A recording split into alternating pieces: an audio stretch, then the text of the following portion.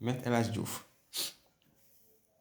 ndeysaan démb maa ngi dégg bi Cheikh Bara la wax la expliqué ne daxa daanu si sa duus ba rëq ba jële fa rëq. Ah daanu si ay duus yi wóorul de, daanu si ay duus wóorul. Heureusement ba rëq laa si jële.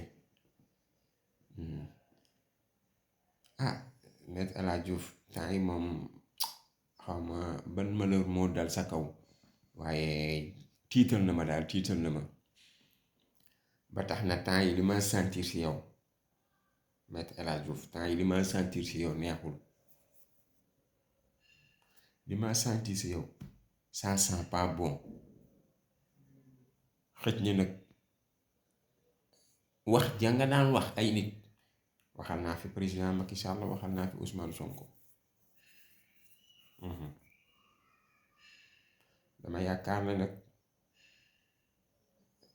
ni nga doon plaider baa xamante ne jaarul yoon, wala boog saaga ya nga doon saaga Ousmane Sonko, dama yaakaar ne moo commencé wëlbatiku sa kaw.